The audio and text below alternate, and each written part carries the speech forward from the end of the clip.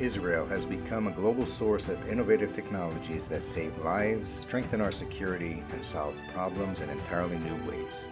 Up Close with Israeli Innovation gives you direct access to the ideas, technologies, and breakthroughs shaping tomorrow's world. I'm your host, Ilan Friedman. Thank you for joining my podcast, Up Close with Israeli Innovation.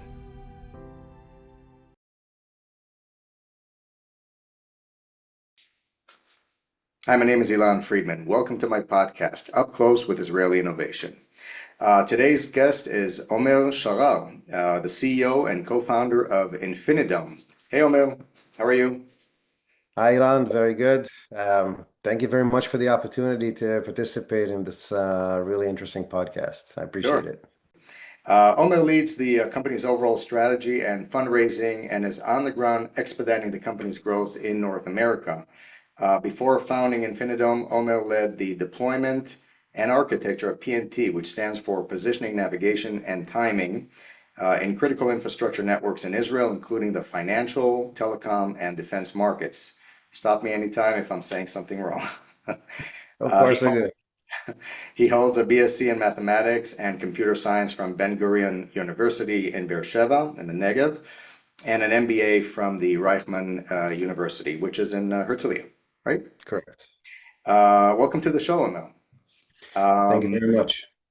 I'm going to ask you five questions. So, this is the first episode of this podcast, and these five questions will repeat themselves in every one of the following podcasts. So, I'll ask you each question, and if you could give me sort of the most direct, concise answers that you can, and we'll go from there. Our last question is going to be interesting. It's going to be a little bit about yourself, so looking forward to getting to that stage. So, first question, how will the world be different because of your innovation?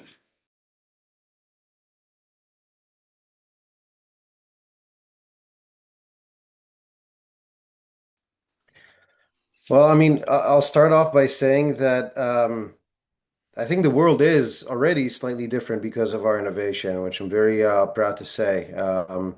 Our solutions, first of all, a little bit about what they are. So, our core technology is GPS protection modules. So you can see how such a module looks like in front of my head, like this guy over here or this bigger guy over here, which basically is installed primarily on UAVs, Okay. making their GPS more resilient. And, at the end of the day, our customers don't really care about GPS. They don't even care about GPS protection.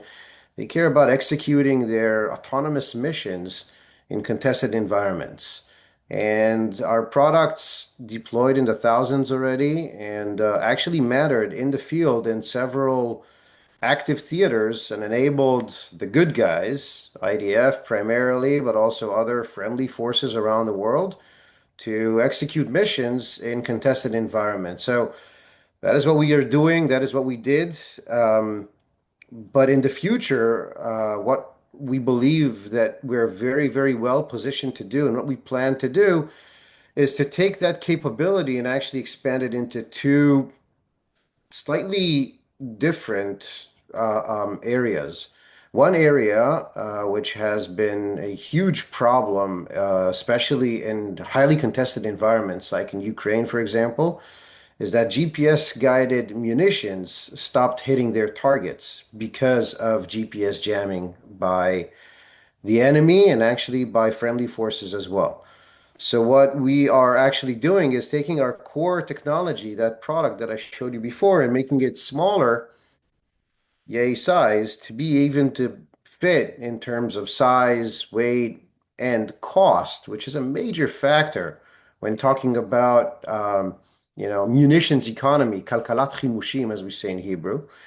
So we are making our stuff smaller, lighter, and even being able to protect GPS guided munitions. Again, to matter as much as we can on the battlefield and enable GPS guided anything to actually hit their mark. That is one side. And the other side, as I said, our GPS protection solutions, they're not bulletproof solutions. They're not magic. There are no magic solutions. So what I always say is that Our protection solutions make GPS about 100x more resilient to attacks than without it.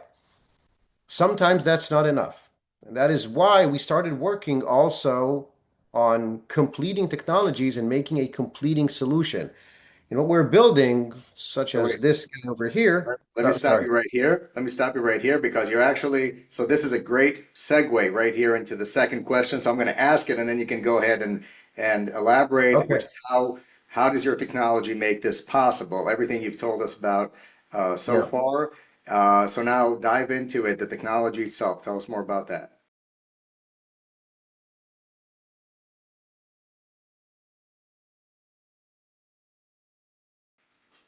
Okay. I'll put a pin in that and I'll get to that a little bit later. Okay.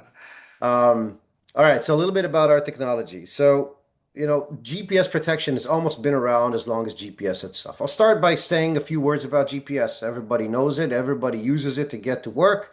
Unfortunately, in Israel, in the past almost 3 years since the beginning of the war, everybody understood how fragile and vulnerable GPS is. Almost on a daily basis, all of us, and it doesn't matter if we live in Tel Aviv, in Metula, or in Beersheba, had experienced either jamming and or spoofing.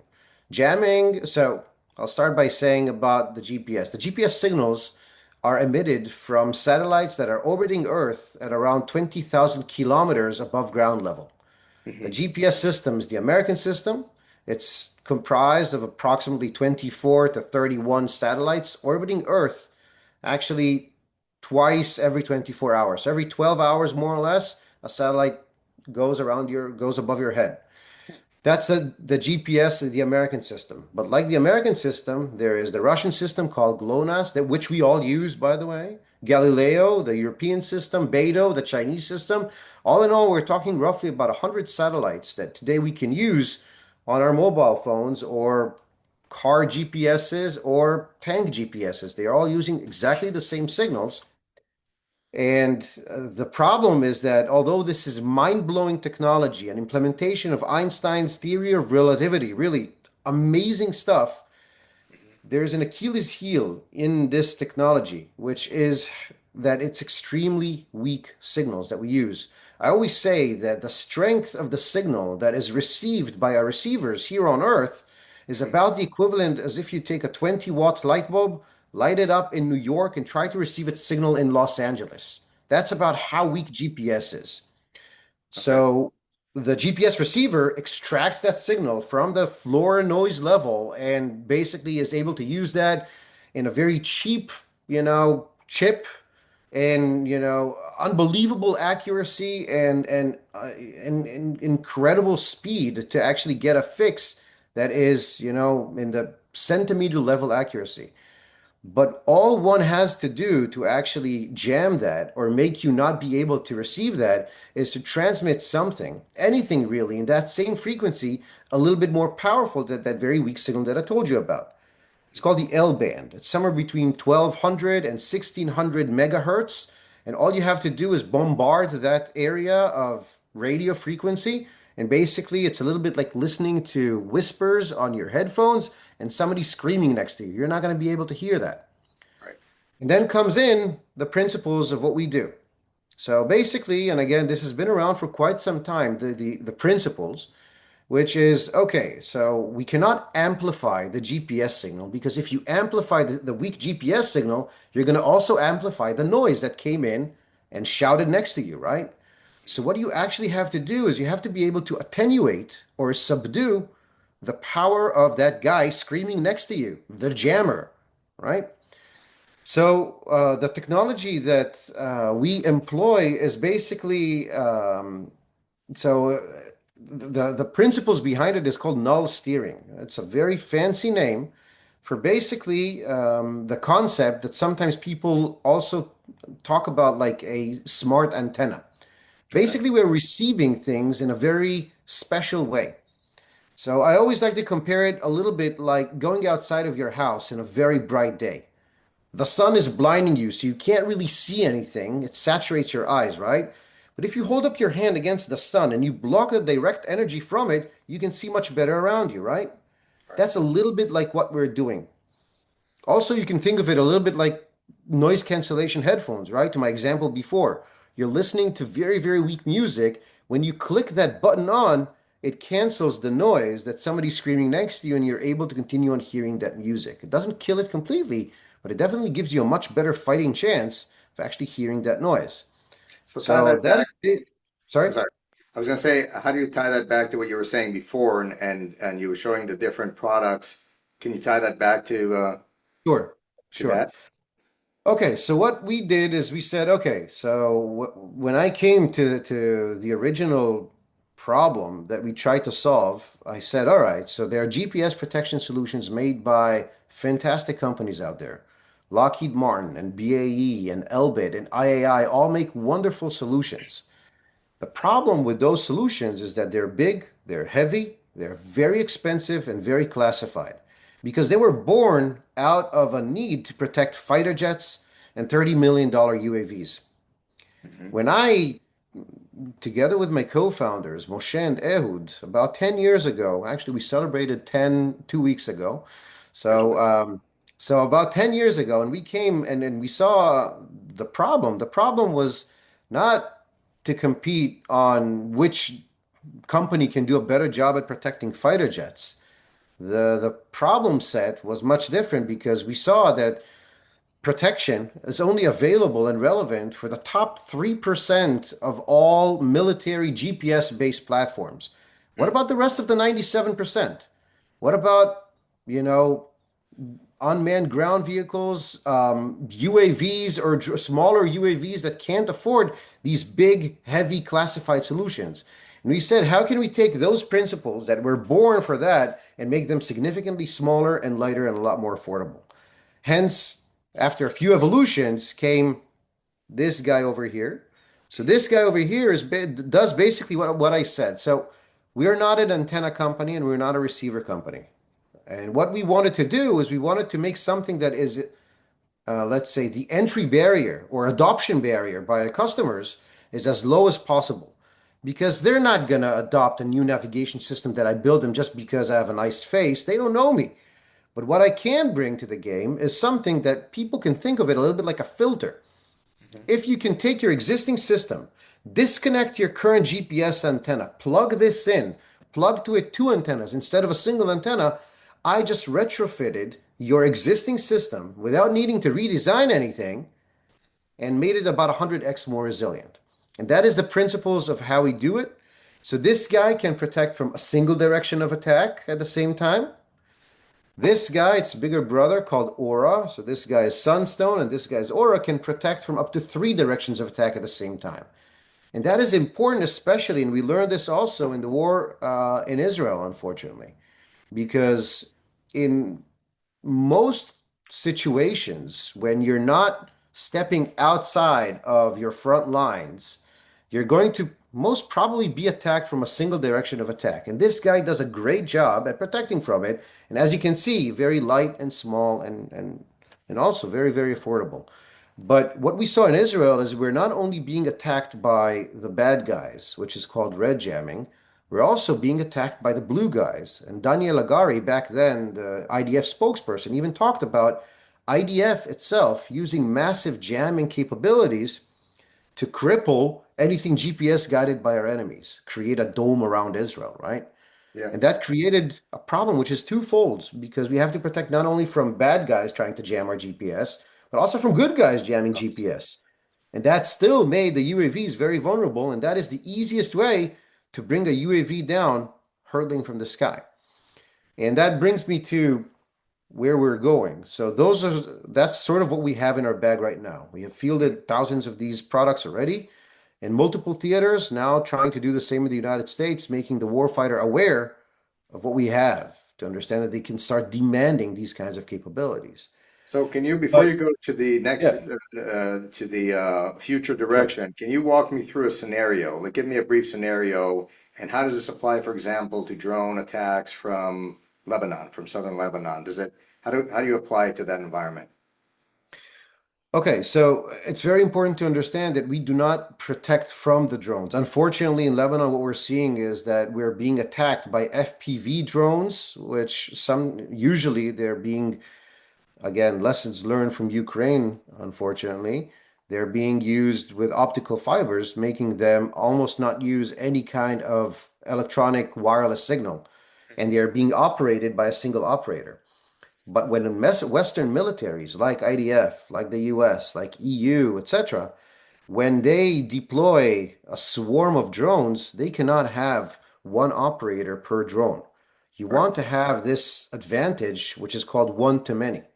And you need to, for that, you need autonomous capabilities at the edge of these vehicles, of these drones.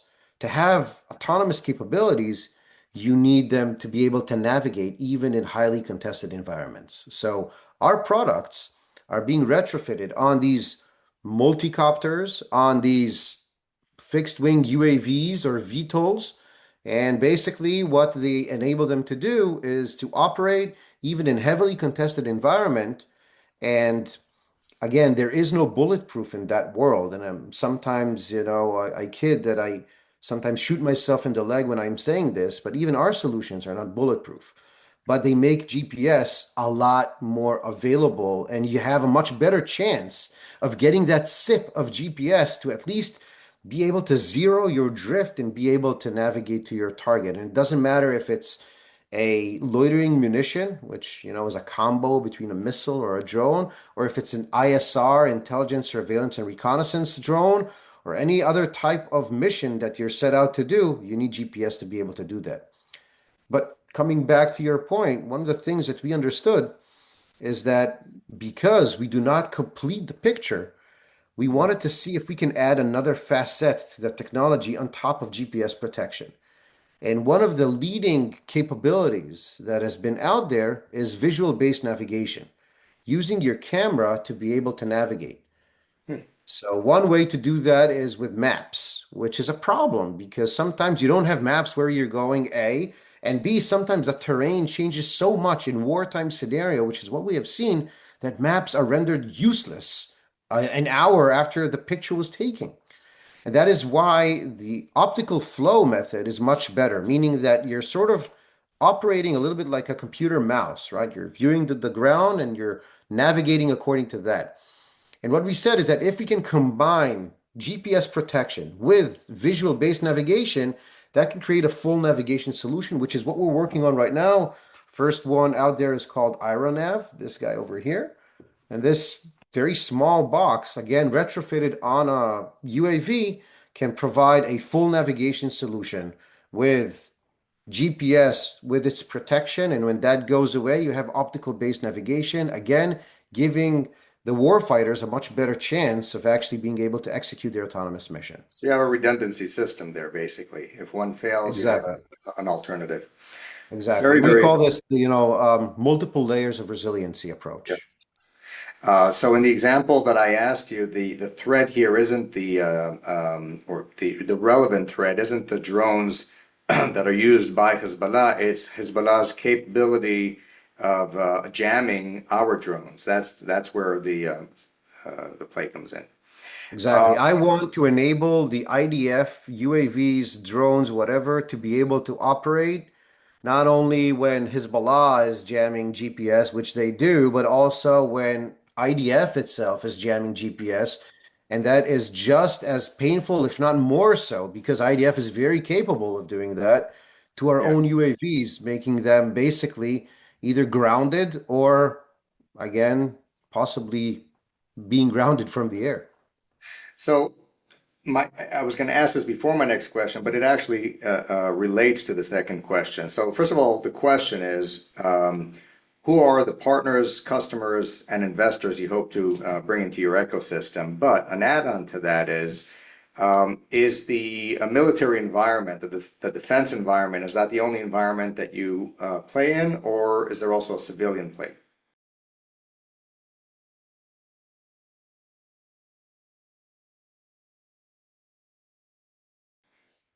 Well, I mean, the origin story of the company, when we founded the company back in 2016, it was in a year after Mobileye was acquired by Intel, for $15 billion. And at that point, doing anything in defense and hardware, deep tech, that was like shooting yourself in the leg. The entire world was talking about autonomous vehicles and how it's going to happen in 3 years. And I said, hey, now the autonomous vehicle won't run into a tree because they have a mobilized sensor, but how is it going to navigate if an idiot like me can go online and buy a GPS jammer for 20 bucks and make that GPS disappear like that with a Hmm. flick of a button? So our first spiel was actually to go after these autonomous vehicles. And we started working in the autonomous vehicle world with a few of the OEMs and a few of the tier ones. But then we understood somewhere around COVID, when every autonomous level 4, level 5 thing got pushed off, etc., that the unit economics don't make any sense here because they're looking for something incredibly low cost, and the pain point wasn't articulated well enough. So our product market fit was simply not there.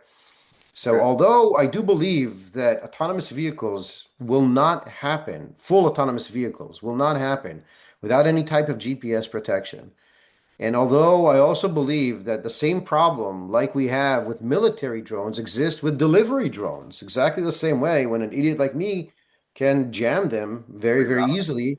Yeah. So you'll have Amazon drones, falling from the sky when somebody decides to trigger a GPS jammer, which is very easy to do. Right. Again, the pain point is simply not there yet. I do believe it'll come, but not now.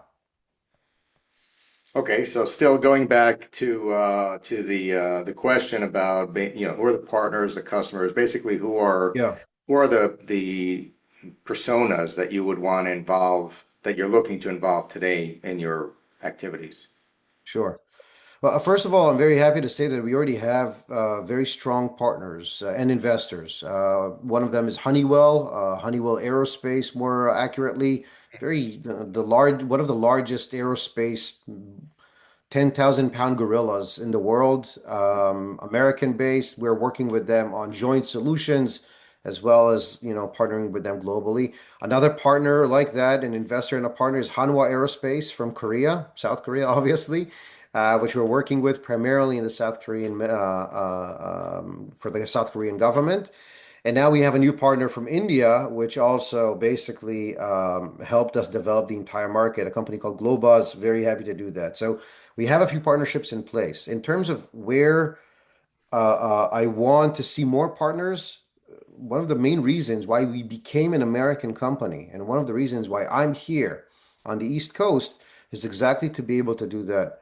My most important mission here is to make the warfighter, specifically the US warfighter operator, aware that they can start demanding GPS protection also for smaller drones, not only those $30 million UAVs.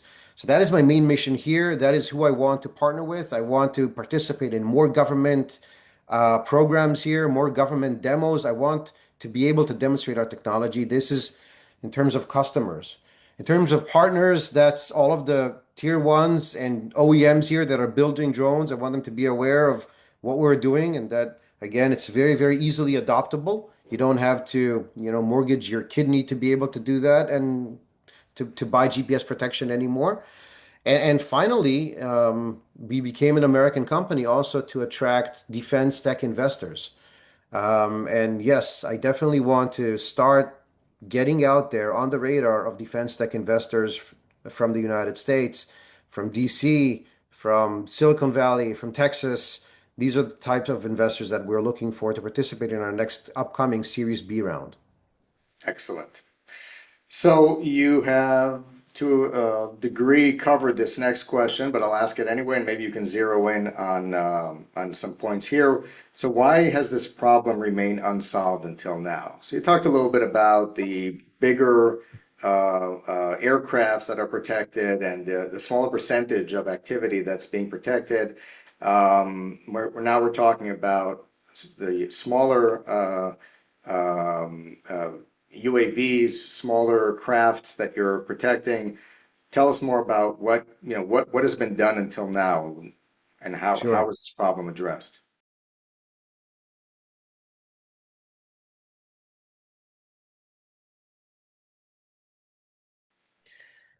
Well, I mean, I don't want to pat myself on the back, but creating GPS protection capabilities is extremely hard to do. It took us, yes, startup bootstrapping and everything. It took us 5, 6 years to bring our first real product to life. And I think that's a very, very large entry barrier for others not to do the same. However, as I said, GPS protection has been around for more than 20 years now. But it's been developed and designed and defined by very, very high-end platforms. For example, in Israel, they're retrofitting F-15s with protected GPS capabilities here in Israel. But obviously, spending $50,000 or $100,000 on a system made by Elbit Systems, it's okay when you're, buying a $50 million fighter jet. Right. So my simple answer to that is that up until the war in Ukraine, the reason why nobody solved that problem is because the only real necessity for GPS protection in the field, where they had RFIs and RFPs exactly defining what they needed to do, were in those high-end platforms. And the world was dominated by the Lockheed Martins and the Elbits and the IAIs. And they sold GPS protection solutions for $50,000 because they can. Simply because that's what they're built to do. And again, the world changed in the war in Ukraine. What we Hmm. saw is that, it started off by the Ukrainians using UAVs and changing the scale between them and the Russians. And then the Russians upped their EW, electronic warfare game.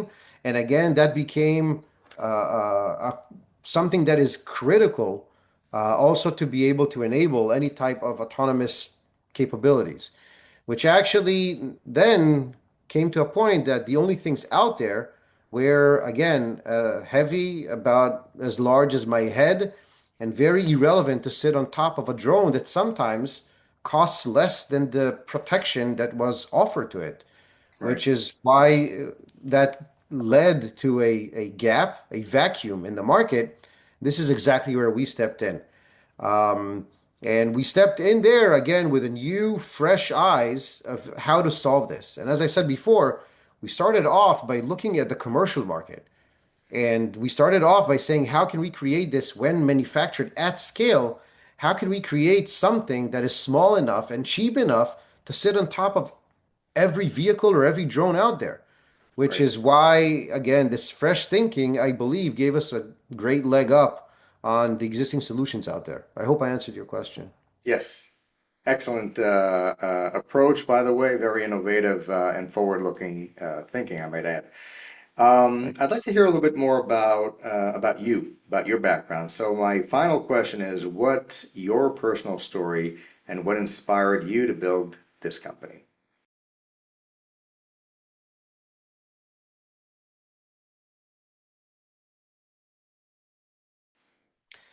you.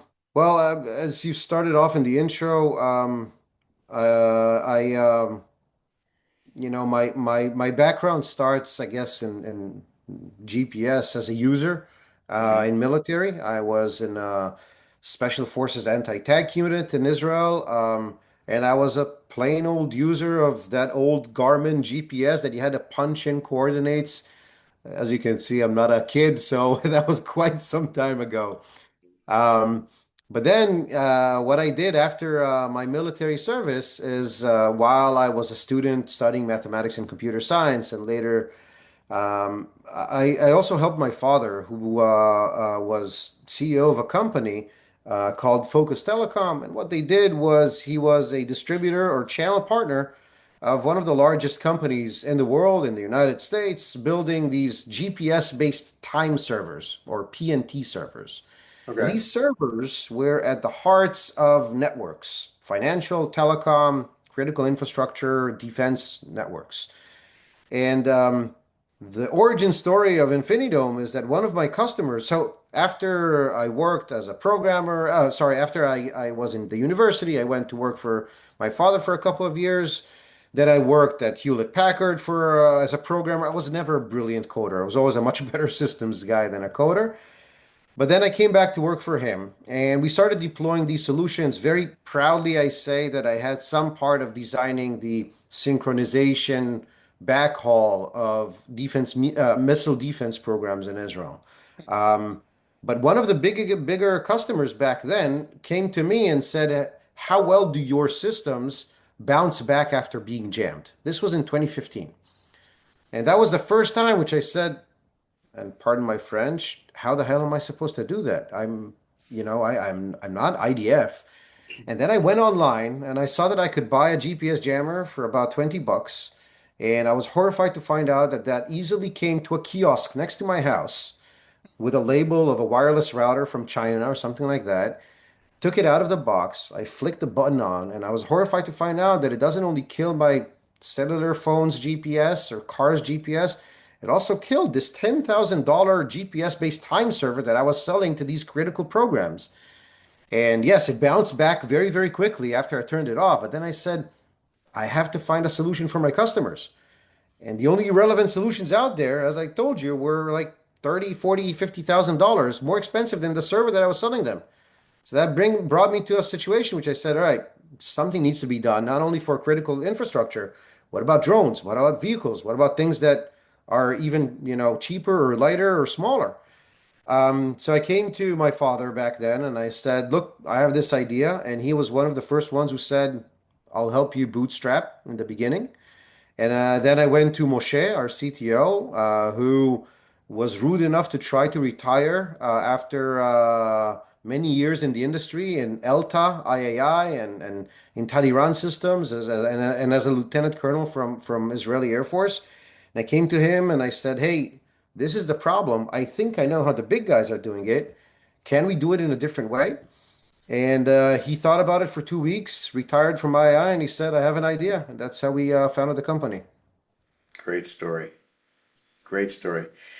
Omer, this has been a real pleasure. Very fascinating stuff. I always enjoy listening to the stories behind the technologies. A lot of the technologies that come out of Israel are very, very bleeding edge, very creative thinking, and that's why we're doing this interview, and that's why we're going to do some more. I appreciate it. I appreciate your time.